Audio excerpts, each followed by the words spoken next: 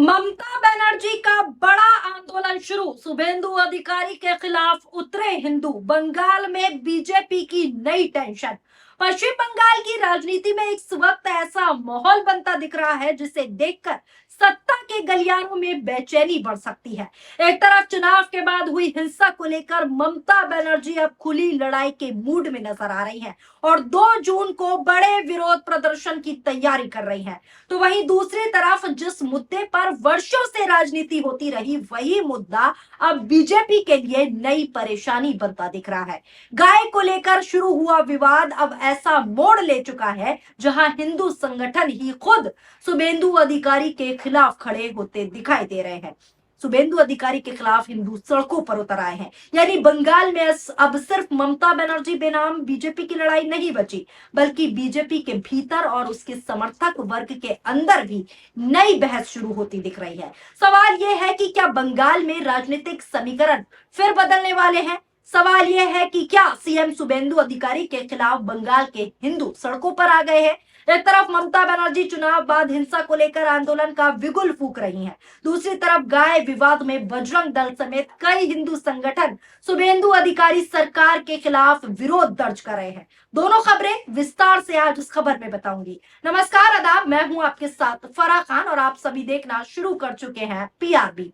सबसे पहले कुछ हेडलाइंस दिखाती हूँ। सड़कों पर उतरेंगी ममता, चुनाव बाद हुई हिंसा को लेकर करेंगी प्रदर्शन, पुलिस ने नहीं दी है मंजूरी। अगला हेडलाइन देखिए, शुभेंदु अधिकारी सरकार के खिलाफ पहले प्रदर्शन की तैयारी में ममता बनर्जी, टीएमसी ने साझा किया अपडेट। अब अगला हेडलाइन देखिए जो स्क्रीन पर चल रहा है, 2 जून को धर्मतला में ममता बनर्जी का धरना, चुनाव बाद हिंसा के मुद्दे पर टीएमसी का बड़ा शक्ति प्रदर्शन। यानी बंगाल की राजनीति में अब मुकाबला सिर्फ विपक्ष बेनाम सत्ता का नहीं, टीएमसी वर्सेस बीजेपी नहीं, बल्कि विचारधारा के भीतर भी टकराव का बनता दिखाई दे रहा है।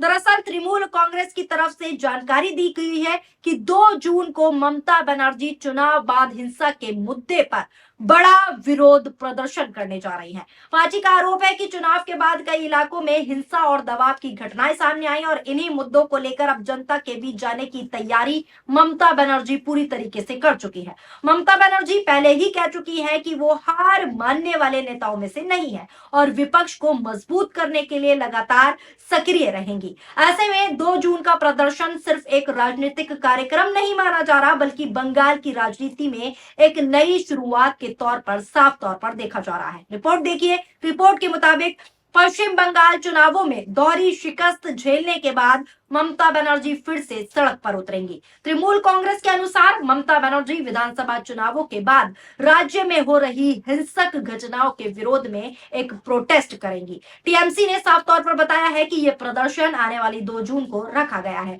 हालांकि अभी तक पुलिस की अनुमति प्राप्ति नहीं हुई है। बंगाल में ममता बनर्जी को स्ट्रीट फाइटर माना जाता है। अगर पुलिस की अनुमति मिलती है तो सत्ता खोने के बाद ये टीएमसी का पहला विरोध प्रदर्शन होगा।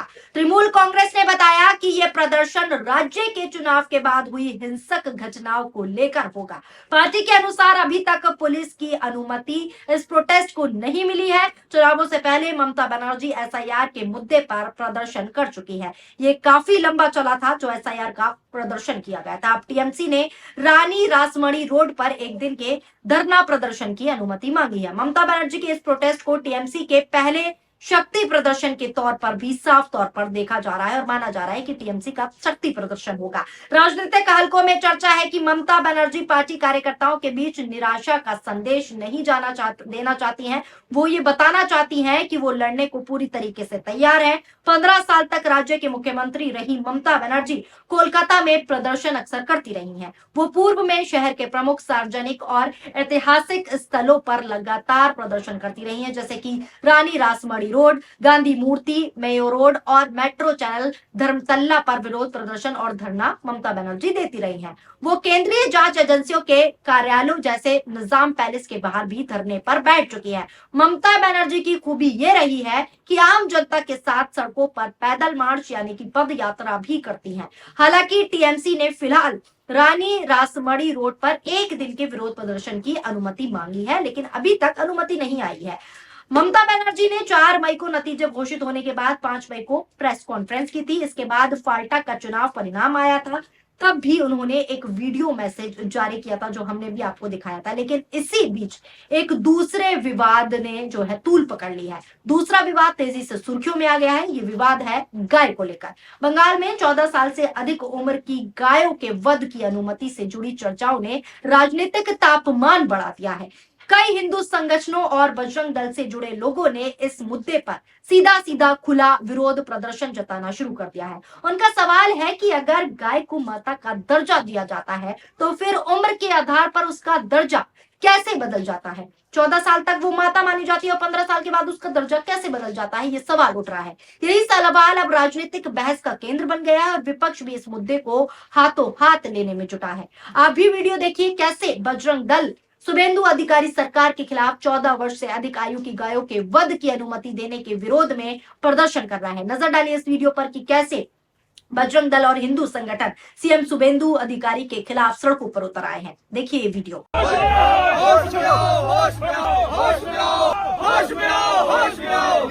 गीता गौ माता भारत के है निर्माता, गंगा गीता गौ माता भारत के है निर्माता।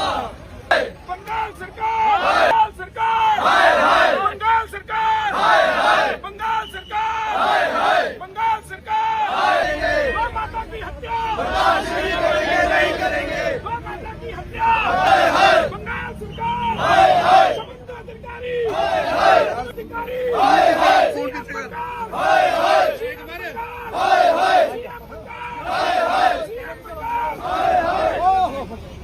देखा आपने कैसे शुभेंदु अधिकारी के खिलाफ सड़कों पर हिंदू संगठन एक होकर उतर आए हैं। बजरंग दल ने बंगाल के मुख्यमंत्री शुभेंदु अधिकारी के खिलाफ प्रदर्शन किया। तस्वीरें हमने आपको दिखाई। ये विरोध प्रदर्शन 14 वर्ष से अधिक उम्र की गायों की कटाई यानी कि वध की अनुमति देने वाले उनके कथित फैसले या बयानों को लेकर हुआ। सबसे दिलचस्प बात यह है कि इस बार हमला सिर्फ विपक्ष की तरफ से नहीं हो रहा, बल्कि सवाल उन संगठनों की तरफ से उठ रहा है जिन्हें आमतौर पर क्या, ये सीधे सीधे बीजेपी के समर्थक माने जाते हैं और वही आज खिलाफ खड़े हैं।